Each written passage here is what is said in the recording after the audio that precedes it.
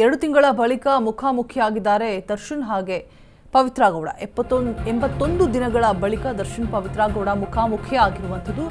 ಜಾಮೀನು ರದ್ದಾದ ಬಳಿಕ ಮೊದಲ ಬಾರಿ ಭೇಟಿಯಾಗಿದ್ದಾರೆ. ಕೋರ್ಟ್ ಆವರಣದಲ್ಲಿ ದರ್ಶನ್ ನೋಡೋದಕ್ಕೆ ಜನ ಕಿಕ್ಕಿರಿದು ಆವರಿಸಿದ್ದಾರೆ. ಕೋರ್ಟ್ ಆವರಣದಲ್ಲಿ ಫ್ಯಾನ್ಸ್ಗಳು ಜಮಾವಣೆ ಆಗಿರುವಂಥದ್ದು ದಾಸನನ್ನ ಕಣ್ತುಂಬಿಕೊಳ್ಳೋದಕ್ಕೆ.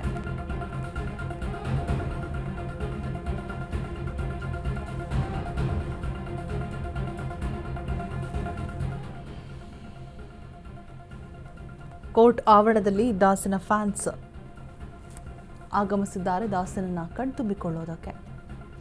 ನಿಮ್ಮ ಕಡೆ 81 ದಿನಗಳ ಬಳಿಕ ದರ್ಶನ್ ಹಾಗೆ ಪವಿತ್ರ ಗೌಡ ಮುಖಾಮುಖಿಯಾಗಿರುವಂಥದ್ದು.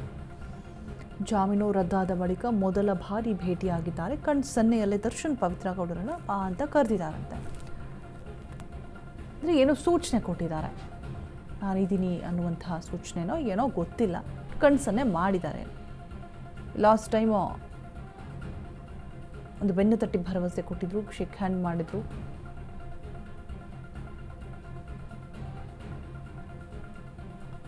ಪವಿತ್ರ ಗೌಡ ತಲೆ ಮೇಲೆ ಕೈ ಇಟ್ಟಿದ್ರು. ಸೊ ಇದೀಗ ಕಣ್ಸನ್ನೆ ಮಾಡಿದಾರಂತೆ. ದೂರದಿಂದಾನೆ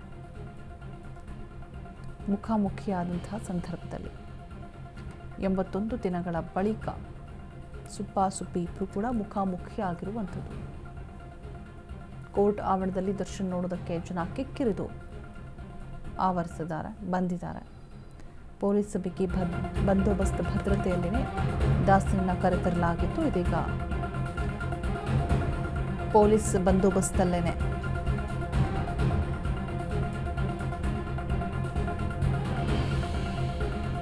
ಪವಿತ್ರ ಗೌಡರನ್ನು ಕೂಡ ಕರೆತರಲಾಗಿತ್ತು. ಆರೋಪಿಗಳ ಕರೆದೊಯ್ದು ಕಾಮಾಕ್ಷಿಪಾಳ್ಯ ಪೊಲೀಸರು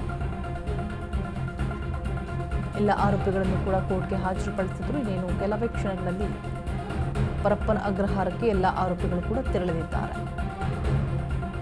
ದರ್ಶನ್ ಪವಿತ್ರ ಗೌಡ ಸೇರಿ ಎಲ್ಲ ಆರೋಪಿಗಳು ಕೂಡ ಇನ್ನೇನು ಕೆಲವೇ ಕ್ಷಣಗಳಲ್ಲಿ ವಾಪಸ್ ಪರಪ್ಪನ ಅಗ್ರಹಾರಕ್ಕೆ ತೆರಳಲಿದ್ದಾರೆ.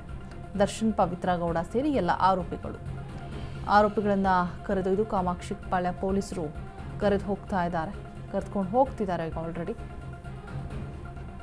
ಪರಪ್ಪನ ಅಗ್ರಹಾರಕ್ಕೆ ತೆರಳಿದ್ದಾರೆ ಎಲ್ಲ ಆರೋಪಿಗಳು ಕೂಡ.